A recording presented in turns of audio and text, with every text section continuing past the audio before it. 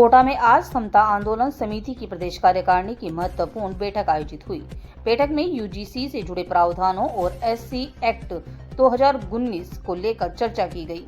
बैठक की अध्यक्षता प्रदेश अध्यक्ष पराशर नारायण शर्मा ने की। इस दौरान प्रदेश कार्यकारिणी एवं जिला कार्यकारिणी के पदाधिकारी बड़ी संख्या में उपस्थित रहे। बैठक में पदाधिकारियों ने अपने अपने विचार व्यक्त करते हुए उक्त कानूनों के प्रति असहमति जताई और कहा कि इन प्रावधानों के माध्यम से सामान्य वर्ग को प्रभावित किया जा रहा है। सर्वसम्मति से इन कानूनों के विरोध में आंदोलन को मजबूत करने और व्यापक स्तर पर विरोध दर्ज कराने का निर्णय लिया गया।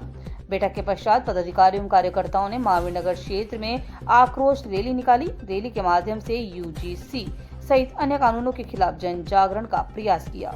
समिति पदाधिकारियों ने कहा कि आगे भी चरणबद्ध तरीके से आंदोलन चलाया जाएगा और समाज के विभिन्न वर्गों को जोड़कर अपनी बात सरकार तक पहुंचाई जाएगी।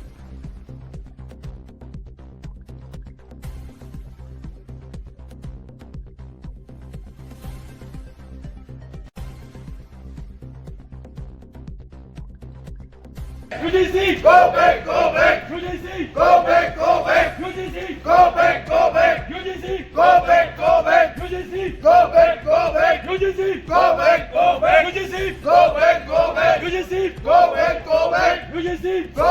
समता आंदोलन, समता आंदोलन, जिंदाबाद, जिंदाबाद।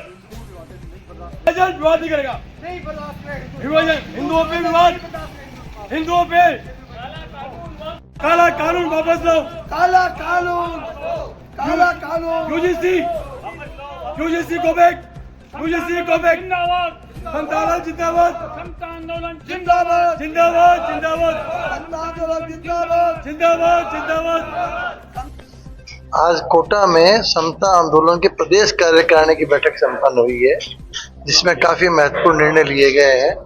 जैसे एक तो यूजीसी जो नियम लाए गए हैं वो भी कोर्ट से स्टे हुआ है। केंद्र सरकार का कोई अधिकृत वर्जन इसके ऊपर आया नहीं है। सभी सामान्य वर्ग के राष्ट्रवादी नागरिक, देश प्रेमी नागरिक बहुत उद्वेलित हैं और केंद्र सरकार के विरोध में मुखर होते जा रहे हैं। और आज भी निर्णय यही हुआ है कि समता आंदोलन द्वारा इस यूजीसी जो नियमावली है इसका मुखर विरोध किया जाएगा, हर स्तर पर किया जाएगा। और जब तक इसको रोल बैक नहीं किया जाता, वापस निरस्त नहीं किया जाता है, तब तक भाजपा का हर स्तर पर हर तरह से विरोध किया जाएगा, क्योंकि केंद्र में भाजपा सरकार है, हम उसी को पूरी तरह से दोषी मानते हैं।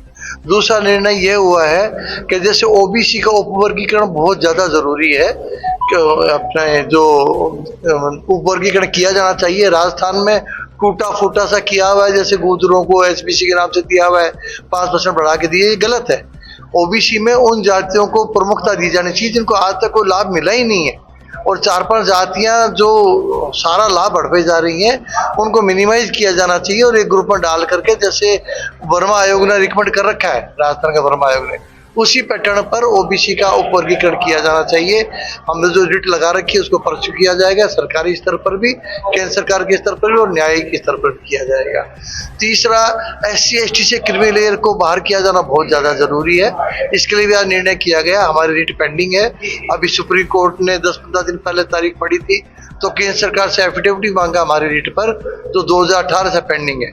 उस रिट को परस्यू किया जाएगा, केंद्र सरकार को परस्यू किया जाएगा और SC ST में जन जागरण लाया जाएगा कि जब तक SC ST से क्रिमिनल लोगों को बाहर नहीं किया जाता है, तब तक सामाजिक न्याय की अवधारणा पूरी नहीं हो सकती है और आरक्षण और सरकारी योजनाओं का लाभ वंचित वर्ग तक SC ST में नहीं पहुंच सकता है।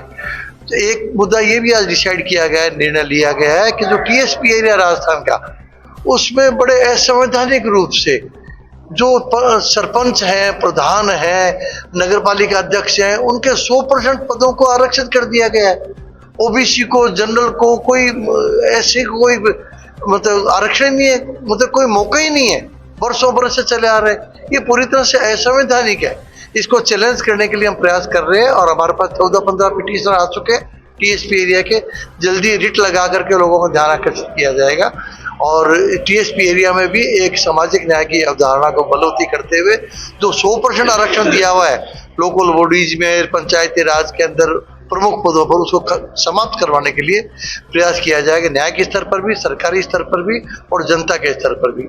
एक और महत्वपूर्ण मुद्दे पर भी निर्णय किया गया है, सुप्रीम कोर्ट की संविधान पीठ का निर्णय है कि जो ओबीसी की सूची है आर्टिकल 15 और 16 में, वो सूची आर्टिकल 343 डी और फिर 243 डी जो पंचायती राज आरक्षण उस पर लागू नहीं हो सकती है। उसमें सरकार को आंकड़े इकट्ठे करने पड़ेंगे कि किस जाति वर्ग को पंचायती राज में या नगर पालिकाओं में उचित प्रतिनिधित्व नहीं मिल रहा है। उस प्रतिनिधित्व नहीं मिलने वाले वर्ग या जाति को ओबीसी में शामिल करते हुए नई सूचियां जारी करनी पड़ेगी। इस संविधान पीठ के निर्णय को लागू करवाने के लिए भरपूर प्रयास किया जाएगा। इसके लिए भी याचिका दायर की जाएगी और सरकारी स्तर पर भी प्रयास किया जाएगा। मेरा नाम पाराशर नारायण शर्मा है, अध्यक्ष समता आंदोलन।